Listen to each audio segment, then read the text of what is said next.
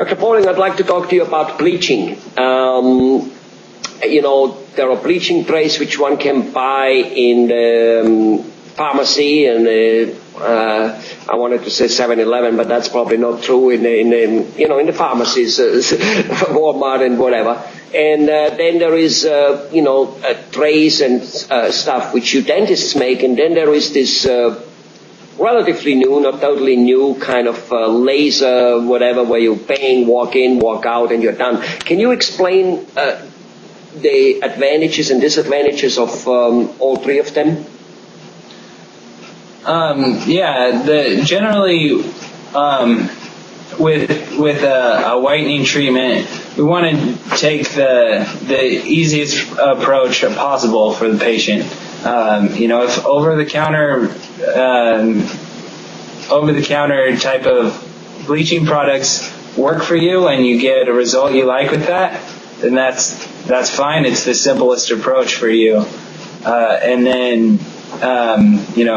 it's the same with the different types of procedures that are done in office. If we can send you home with a tray that's a little bit simpler, a little lower concentration of the products, and causes less sensitivity, that's the approach we want to use. And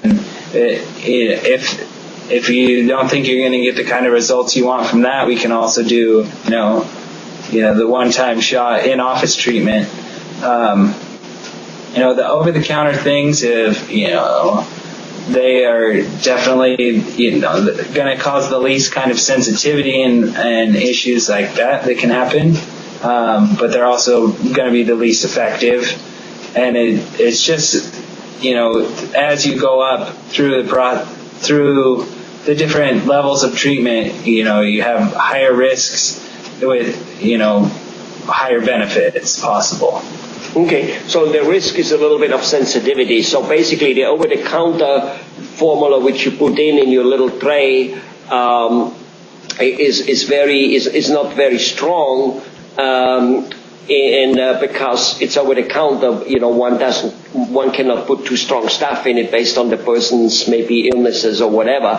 And also those trays, doesn't a tray which you make, is it more custom-made? Does it fit better than a tray which comes from a pharmacy over the counter? Yeah, definitely. Anything that we're going to make in the dental office is going to be more of a custom fit.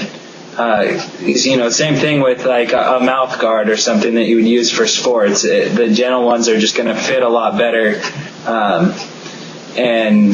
they're going to feel nicer when you're wearing them for the treatment. Right. So let me ask you. So basically, again, there seems to be the patient needs to outweigh, like, do I want to wear this several weeks because it's weak and over the counter, or do I want to go with a little stronger, pay a little more, but only have to wear it less time, or do I want to walk in the morning and walk out in the afternoon and have white teeth? If I have a wedding tonight to go to for my daughter or whatever, and I neglected my teeth and they're yellow like hell because I drink wine and red wine and coffee and smoke, I might have no choice but going for the doctor. Do it now. I'm already in my tuxedo and I need to look good. Is that about kind of the main things a patient has to look at, of like how much is he willing to put in the tray and wear it for a long time rather than very little? Is that about the main thing? That's one of the main concerns, and some people have more sensitive teeth, and it's just not going to be an option to do a really strong one-shot bleaching for them and things like that. But basically, it's the time frame and the costs that you're looking at with what kind of bleaching treatment that you want to use.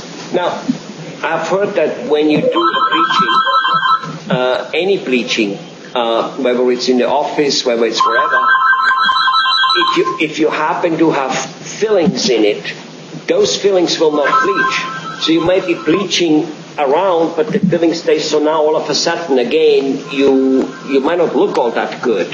How does a person deal with that going over the counter?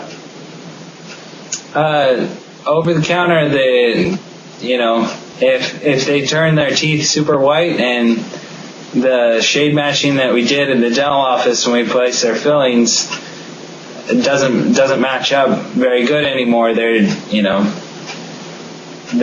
kind of stuck with that, or they're gonna have their fillings replaced or wait for time for their teeth to stain some more or something like that.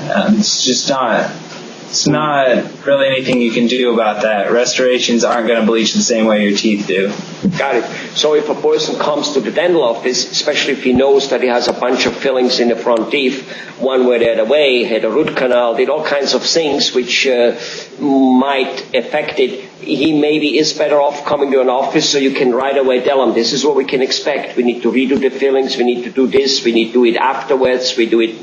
You basically, obviously, have a way then to fix it, but there might be more involved than just bleaching. That's basically what it is all about, right? Right. Okay. Just depending on what kind of things they have there, if they have crowns or fillings or whatever. Now let me ask you about bleaching. Is there any danger in bleaching continuously? By continuously I don't mean like on and on and on, but let's say you bleach, but you see, usually we get a certain way in our health or in whatever it is because of habits. And nobody would need a diet drink or a diet if we in the first place would be doing our exercise and our not eating too much and not the wrong thing. We take supplements or whatever that may be, or bleaching, because we can't control ourselves. We drink, we smoke, we whatever, right? So right. The person most likely is not going to change the habit, is what I'm trying to say. So can he a half a year later, bleach again, a half a year later, bleach again? Can that go on? Or is it like a heart surgery where one, maybe two, but then it becomes dangerous? How is it with that? No, it can be done multiple times, and at different stages in life. People's teeth generally tend to darken with age, so we don't do a lot of bleaching on 60-year-olds anymore, but we can, and we do some, but it's something that can be done multiple times. It's not going to eat away your teeth or anything like that. Got it. Beautiful. Nice to know. Thank you very much. Yep.